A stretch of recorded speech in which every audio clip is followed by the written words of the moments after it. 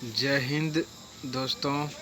आज हम जीन पियाजे के संज्ञानात्मक विकास के सिद्धांत का शैक्षणिक महत्व के बारे में जानेंगे। जब आप YouTube खोलेंगे तो उसमें @DKN मैथ क्लास 7394 सर्च करना, आपको मेरा चैनल दिखाई देगा, या देव कुमार ननपट्टी सर्च करना, आपको मेरा चैनल दिखाई दे देगा। अभी हमारा चैनल नया है, इसलिए आप लोग सब्सक्राइब और लाइक और वीडियो को वॉच अपना कीमती समय निकाल करके ज़रूर देखिएगा। मैं सीटेट से जुड़े क्लास लेकर आऊँगा।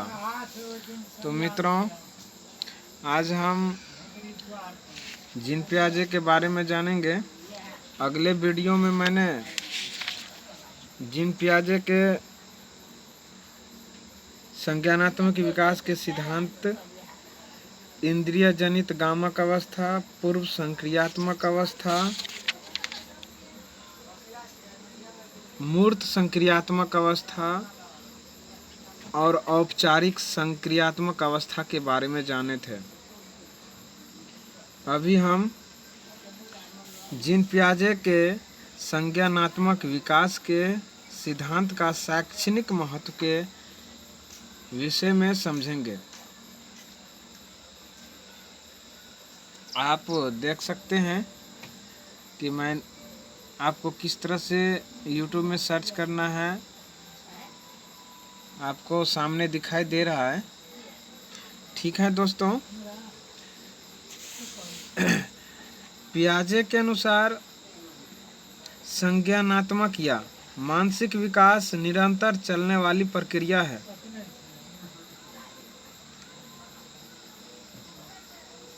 दूसरा पॉइंट, बालकों का मानसिक विकास धीरे धीरे एक सोपान अर्थात एक क्रम ऑर्डर के तहत होता रहता है। अध्यापक को पहले बालकों के मानसिक विकास की अवस्था का निर्धारण कर तब उसे शिक्षित करने हेतु योजना बनानी चाहिए। अर्थात शिक्षक को पहले बच्चे की मानसिक कैपेसिटी क्या है उसके विषय में जान लेना अत्यंत आवश्यक होता है। तब जब हम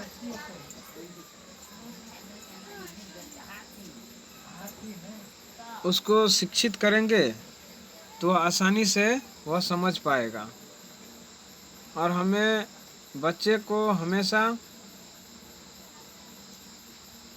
खुश रखना है और उसकी रुचि के अनुसार पढ़ाना है। ठीक है। तार्किक चिंतन के विकास में बाल्यावस्था महत्वपूर्ण कड़ी मानी जाती है। अतः शिक्षकों को बच्चों में तार्किक क्षमता बढ़ाने का प्रयास करना चाहिए। वर्ग में समान रुचि के विद्यार्थी को छोटे छोटे समूहों में विभाजित कर उनमें विचार विनिमय एक्सचेंज ऑफ थॉट्स के माध्यम से तार्किक बुद्धि के विकास के अवसर देना चाहिए।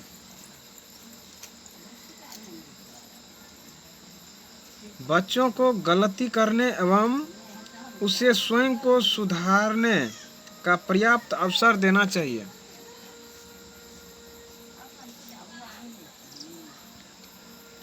शिक्षकों को प्रयोगात्मक शिक्षा एवं व्यवहारिक शिक्षा पर बल देना चाहिए। प्रयोगों के माध्यमों से बालकों में नवीन विचार का संचार होता है। नवीन दृष्टिकोण मौलिक अन्वेषण के दृष्टिकोण से महत्वपूर्ण होता है।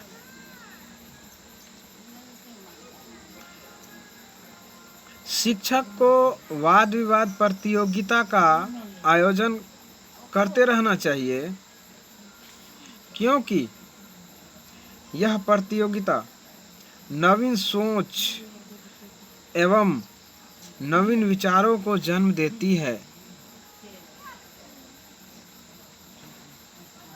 तो जीन पियाजे के संज्ञानात्मक विकास के सिद्धांत का शैक्षणिक महत्व क्या था, उसके कुछ बिंदुओं के विषय में हम अभी आप लोगों के सामने में रखा। आगे हम जानेंगे जीन पियाजे के अन्य सिद्धांत।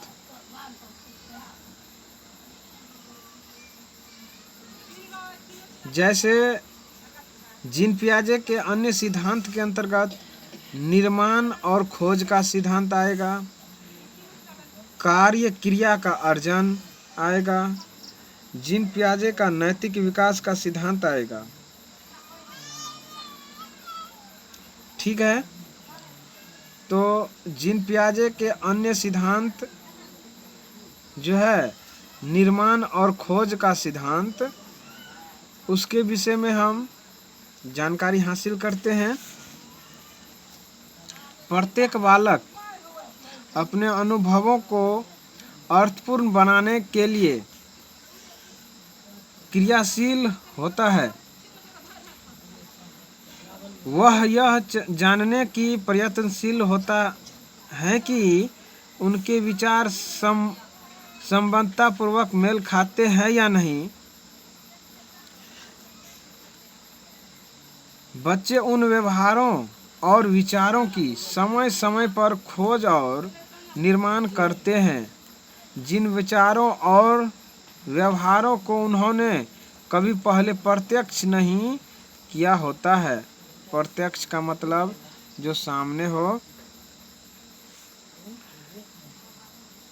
पियाजे का विचार है कि ज्ञानात्मक विकास केवल नकल न होकर खोज पर आधारित है। नवीनता या खोज को उद्दीपक अनुक्रिया सामान्यीकरण के आधार पर नहीं समझाया जा सकता है।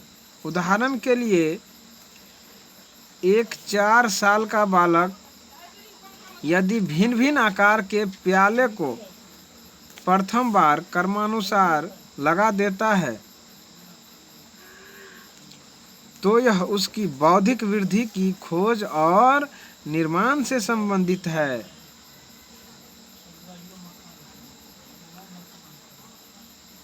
अब हम आगे जानेंगे कार्य क्रिया का अर्जन।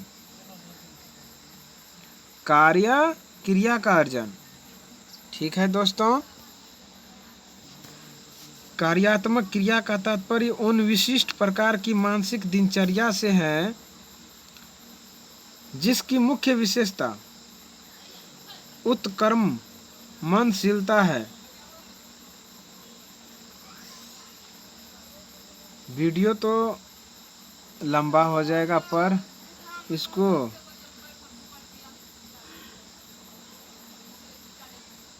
और थोड़ा आगे करते हैं।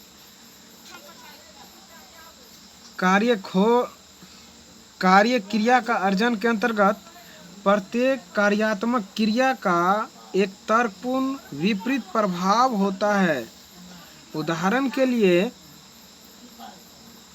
एक मिट्टी के चक्र को 2 भागों में तोड़ना तथा 2 टूटे हुए भागों को पुनः एक पूर्ण चक्र के रूप में जोड़ना एक कार्यात्मक क्रिया है। कार्यात्मक क्रिया की सहायता से बच्चे मानसिक रूप से वहां पुनः पहुंच सकते हैं जहां से उन्होंने कार्य प्रारंभ किया था। बौद्धिक वृद्धि का केंद्र इन्हीं कार्यात्मक क्रिया का अर्जन है।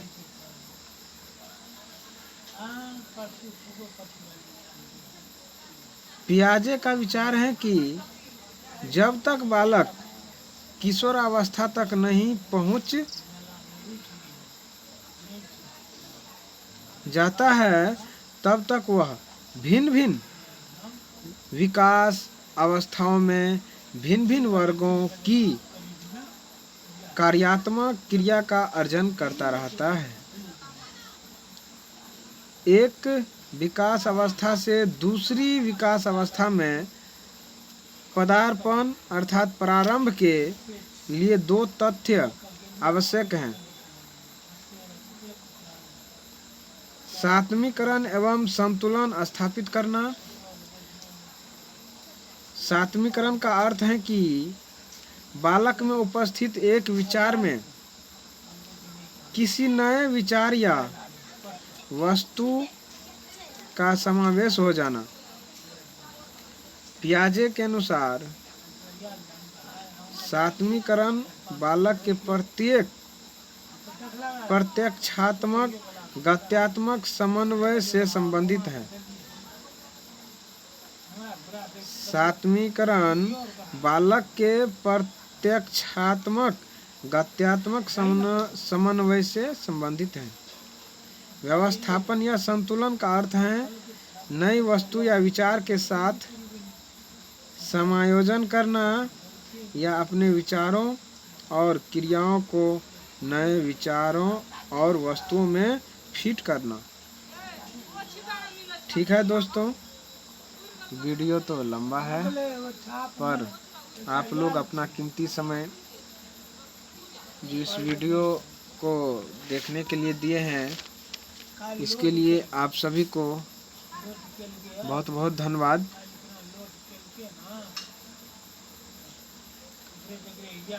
आप लोग को अगर इससे थोड़ा भी जानकारी मिले और वीडियो अच्छा लगता हो तो इसे लाइक एंड सब्सक्राइब और वॉच ज़रूर करें। आपको बहुत बहुत धन्यवाद।